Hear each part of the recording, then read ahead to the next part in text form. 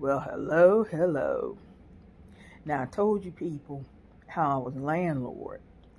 Well, what I didn't get to tell you yesterday was I had to put one of my renters out. I let him rent the room, and it just ended up being a mess. And then he had these really fantastic stories that he was telling me every week when I know he got paid on why he couldn't pay me. He claimed he went to a whole new bank and deposited his check in the ATM. Now, mind you, this is a new bank that he went to and you deposit the ATM. Why would you do that at the new bank? Not realizing that some of these ATMs are not even, maintenance and everything by the actual bank that you're banking at. I've ran into this once before. One time when I was in Simi Valley, it was the Citibank, and so I put my check into the ATM, and I'm like, okay, I'm thinking it's gonna automatically let me go ahead and start taking money out. They weren't servicing it. It was a whole different truck that would come around later on that week, like 3 days later, and would service it, before it even got counted into, your account. So I was kind of screwed at that point.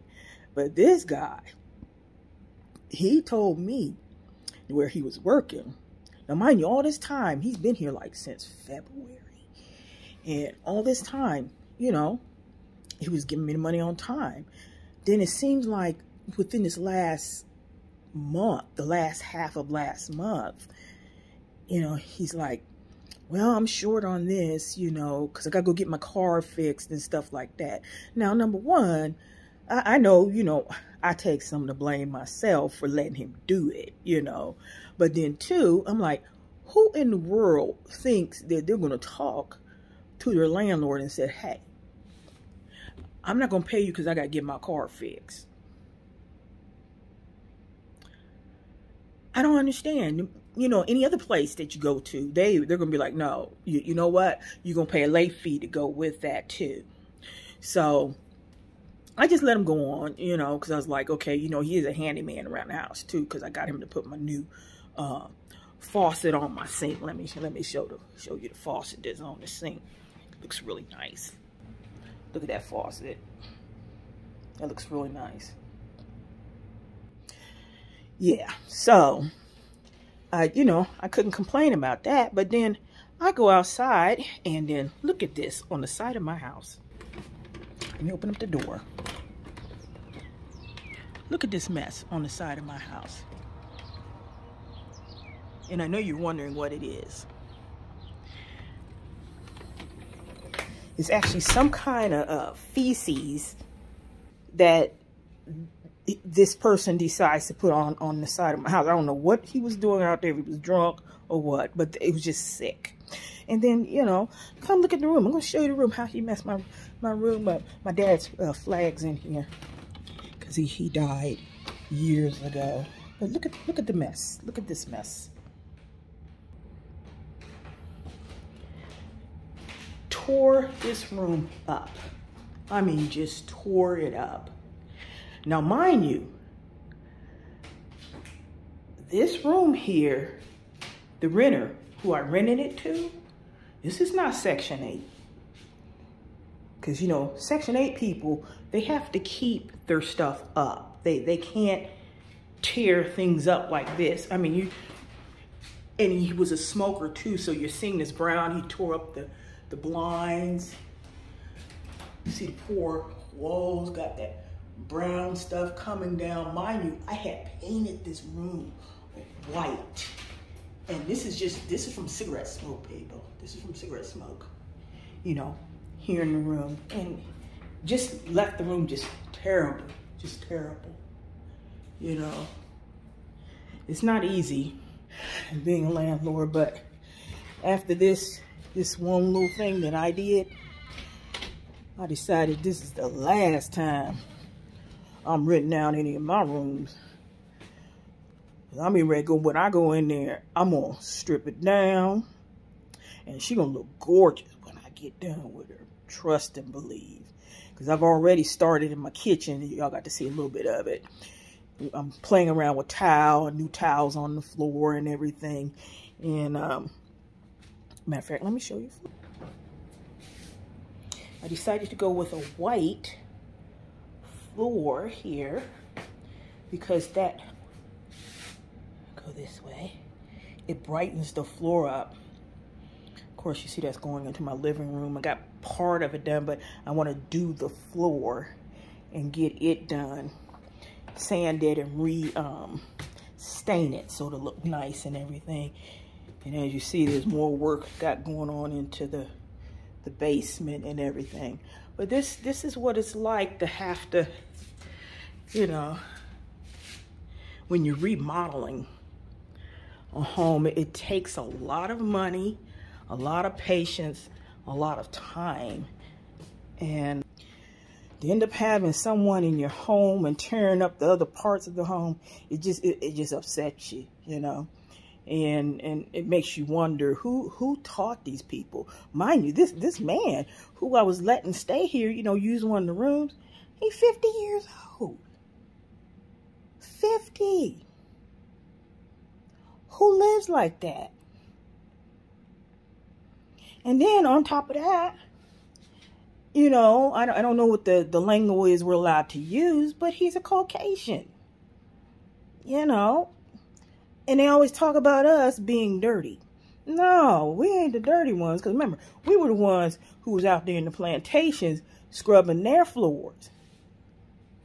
But this man was 50 years old. Now, if he needed to have a, say, a maid to come clean, that would have been an extra price.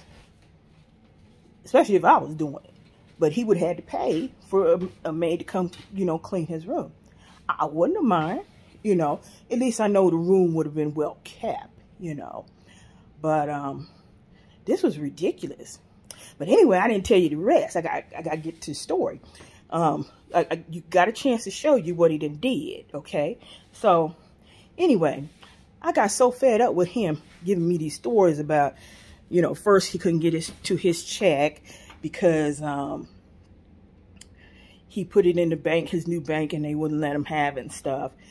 Then he said something about a woman who happened to be the girlfriend he had before this girlfriend he got now. Said she was going in and buying stuff at the stores and was charging like up to $1,000, and the police were watching her, right? Now, people, last I know, especially if you spend $1,000, those cops are going to be on you like white on rice, arrest you, because that's considered, I want to say, grand larceny. I'm still learning these you know, these words, because it's $1,000. Anything's like $1,000 over, you're going to jail.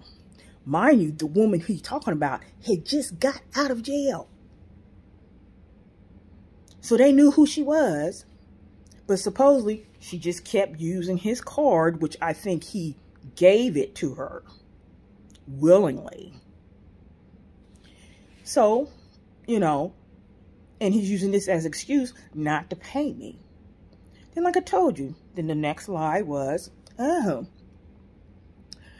I put my check in the new bank account, so that's why, you know, you don't get it. Then we went to the next one. Oh, my mom, she's coming, and she's going to pay you. I sat here waiting on mama to show up. Mama didn't show up. I went to bed. You know, I was tired. You know, as old as I am, I'm almost 62 years old. I am not going to be staying up all night waiting on some money. You know, I'll just say, you know what, God, we're going on to the next day, but we'll see what happened. So come the next day, it's like, oh, she's coming out today. The reason why she didn't come is because my father got sick, so he had to go to the hospital. Okay, I have empathy and sympathy for people, okay, people, but something in me, I knew he was lying. And all I could think in my mind, I didn't say anything, but all I could think in my mind was, how can a person actually tell a lie like that on their parent? Because do you know stuff like that will come back on you, and it might come true? Because, you know, anything you throw out into that universe, stuff is popping off. So I was like, wow, this dude is really something wrong. So I finally got fed up, you know. It takes me a while. I'm not one that's like, oh, I'm going to go from 0 to 100 and get mad, you know, and do something. Of course, too, he had the friend who helped move him in here was like, you know, say, give him time, give him time, give him time. This bulldog was done 2 days ago. So I went on in that room. And I got somebody to help me. We pulled the mattresses out, got the mattress out the house and everything. And I locked the door. See, I didn't give him the key to the door. I gave him the keys to just the screen door. So see, that way if I lock the door, you still ain't getting in. So he's knocking on the door. Like, you know, nah. He's going crazy. And I guess he went around to the other renter's window, knocked on her window, tried to let her know, and she said she just shrugged her shoulders or whatever at him. So finally he calls me on the phone and he's like, Libby, F you. You know what? I had to thank the universe, my ancestors, and Hashem. I did not get upset. I was cool, calm, and collective. I just came on upstairs, unlocked the door, and just let him fuss all he want. Cause I was in this zone like, ain't nothing gonna bother me, because I'm not hurting me. You hurt yourself by being a thief. See, people, this is what I want to talk about on the show, was a thievery, but we're not gonna do it today. We're gonna do it next time. But right now, I'm giving you an example. So, cause he wasn't only, you know, staying in the room. Now, mind you, part of the rent was not supposed to be food, so he was going and eating up my food out the refrigerator, okay? So, anyway, he comes in, he's fussing, and he's like, well, where's my TV? I says, well, you know, I didn't throw your TV out there because I knew it was electrical, and it had rained off and on that day. So, I says, I'll leave it in here, you know, and you can come on in here and get it. So, he came and got his TV and stuff, and then he's like, well, I told you I was going to give you the money. I told you I was going to give you, now it's supposed to be $900. I'm going to give you $850. Okay, now we done went down $50. How'd that happen? I said, okay. So I sat here right in the chair that I'm sitting in here right now, and I was looking at him over at he was standing over there by that microwave, right over there. See, right over there, standing over there by that microwave. That's where he was standing. And so I told him, I said, okay, show me the money. That's what I said. Show me the money. Well, I was going to give it to you and everything, but now you said you done threw me out. Well, show me the money. He didn't show me no money. So I'm like, okay. So he, you know, he just went ahead and went on out the door.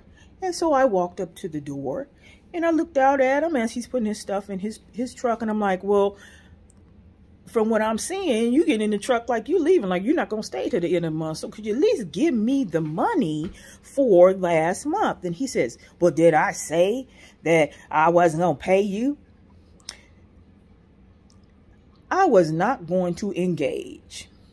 I went ahead and shut my door and locked the door. The man left. Haven't seen him since.